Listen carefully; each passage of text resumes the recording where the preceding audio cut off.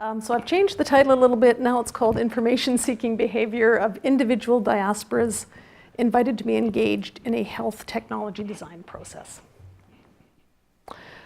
So I just want to situate the area.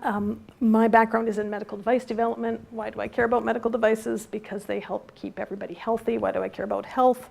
Well, it's part of the Human Development Index. So health, education, and economy, these are three things that we can look at globally to see how populations are doing in terms of human development. And I can't remember how long ago, maybe 10 years ago now, the World Health Organization recognized medical devices as an essential component of health. So it's one of these hidden things. You don't really want to know too much about medical devices. So it was great to see that the health tech came up it's great to have doctors and nurses and social workers and all the different healthcare professionals, but without the technology, there's less that can be done. So simply stated, a long and healthy life depends on access to, I would call it, appropriate health technology for whoever is using it. So just quickly, just a little bit, you've already had my bio, but really coming from an engineering background, I do kind of have this objective reality perspective when it comes to the physical production of devices. So I don't feel that that's overly subjective. However, when you're dealing with, well, actually, I'll just go back. So yeah, my background is I lead that team on your left. We do a lot of work with medical devices, but assistive technology.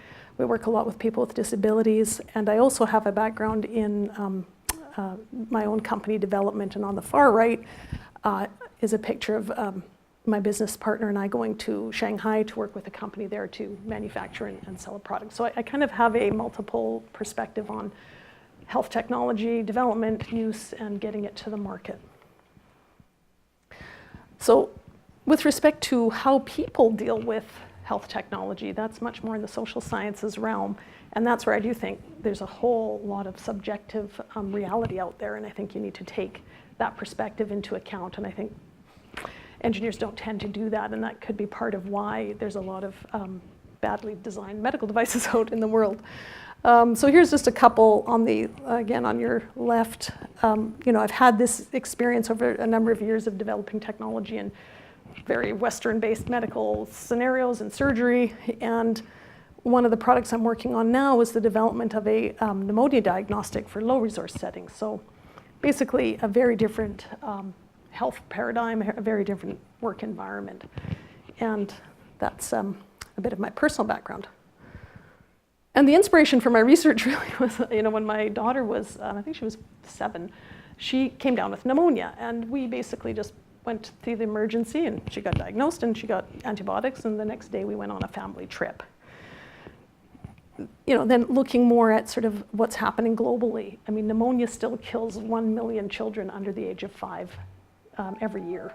It is getting better, but if you could put that in the context of, say, the Ebola breakout, where tens of thousands of people died, which is not good, 1 million children, I think, and it's a preventable disease too. So it was just an inspiration to say, with the next part of my career, I'd really like to look at trying to develop products that help people in low-resource settings deal with this particular issue.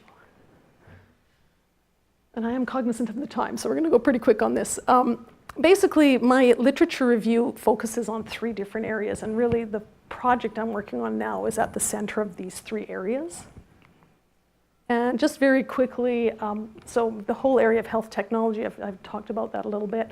One of the interesting things I see happening is in 2000, with the development of the Millennium Development Goals, there was quite a big push on for reducing or reaching these targets. And that led to a lot of interesting health technologies for global applications. And now we're into 2017 into the Sustainable Development Goals. And now I'm starting to see in sort of engineering training a whole area of impact engineering. And again, this has becoming a great theme where I think people are tired of just developing devices that don't work. They want to have the impact piece as well. So again, just a little bit of theory on health technology design theory. This is kind of the way the FDA tells you you must develop technology, so you don't even have a choice if you want to develop a regulated medical device. This is the sort of, they call it the waterfall process, and the great thing is you see it starts right at the top with user need. So that's awesome because that's the area I'm focusing in on. Again, the fact is a lot of times due to cost and time constraints, user needs are not necessarily front and center, and so you jump into design and you jump into making sure it works, and then the user need part may or may not hit the mark. And interestingly enough, even for quote-unquote developed countries, the FDA is focusing more and more in human factors and making sure devices hit the user need. Yeah, so just so we know that, so people like me know we have to interact with users. That's not like we don't know that, but the problem is it can cost time and it costs money, and as you move into sort of global health, those issues become even more pronounced. And when I was doing my literature review, even in 2013, there's just a tremendous amount of literature showing just the failure of medical devices that are being donated abroad, or this one paper, sorry I didn't reference it, but was a fascinating paper on a whole program in Panama where the government said, you know, we're going to put in cervical cancer screening, and they did that, but most women didn't want to access it, and it's partly because of the taboos they have in their culture around cancer. So again, these are issues that without the proper context. So in that case, they said, you know, we really needed to put into place a educational program at the same time. Okay, so that's it on health tech. On diasporas, one of my cohort was saying, what is a diaspora and a diasporan and all these words? And it's quite interesting. This is right off of the US aid site now. So this is becoming part of the terminology being used in development circles. So, and part of the issue with diasporas, and I have to kind of apply this to myself, is almost everything you see about it on the web, or you know, as you research it, not necessarily in the academic research, but just in policy and government sites, is it's this great thing. This is a fantastic resource, and we must tap into it. So that's out there now. And I've been finding a few papers now. I think this one just came out not that long ago, where they're saying, this is great, but we need to take a step back as academics and make sure that we start to address some of these critiques that they're saying. So one is this, they call it the intellectual deficit. That just means there isn't a lot of research on the area at all. Potential for stakeholder disalignment between diaspora and people like myself trying to engage with them to work abroad. And then development, but for whom? So again, just making sure you're addressing any sort of power imbalances and that sort of thing. So, and this is, that paper also said, here's some of the areas that the research community might want to look at with respect to the area of diaspora for development generally.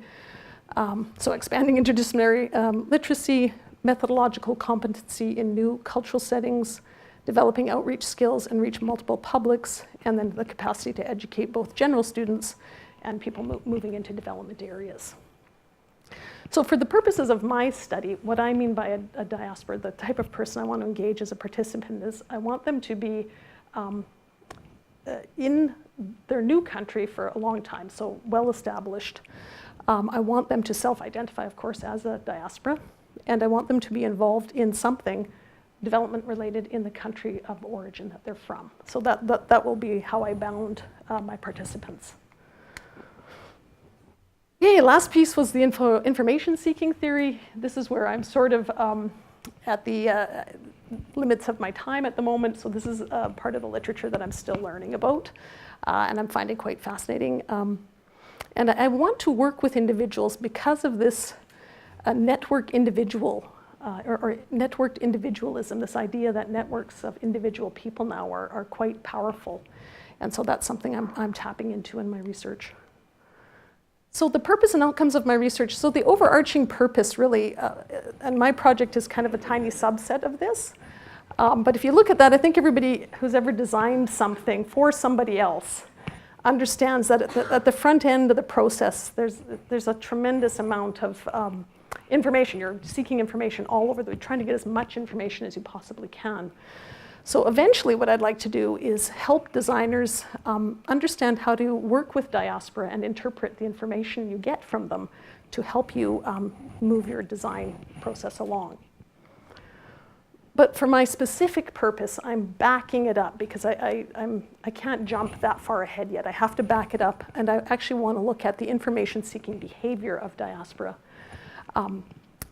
that I'm engaging with me to be part of this pneumonia diagnostic development project. So, and I'm looking for that sort of, I want to work with individuals, so, and I'm looking for thick description of their processes and their experiences while they're out getting information to feed into the design process.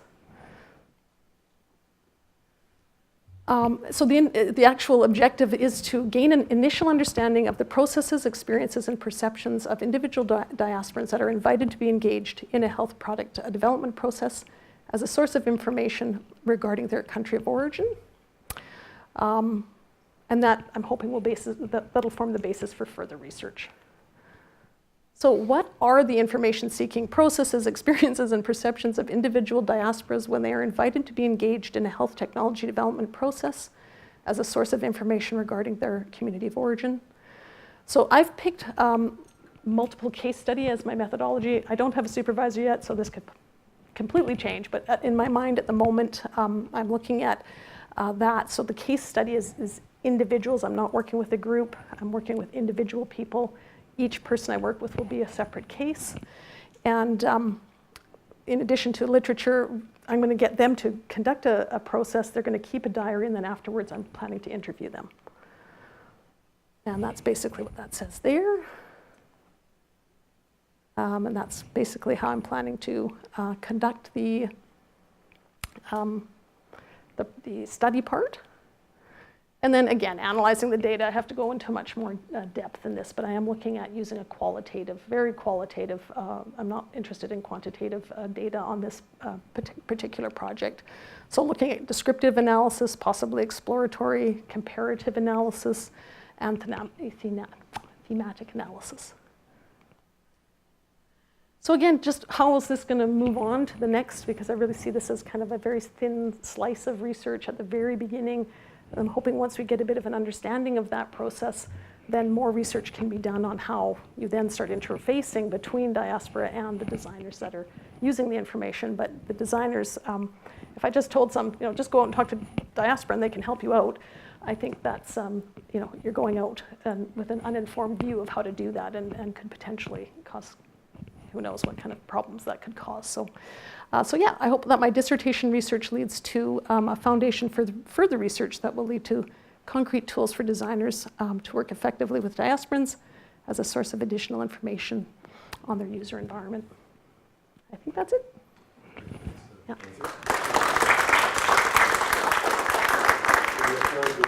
One question.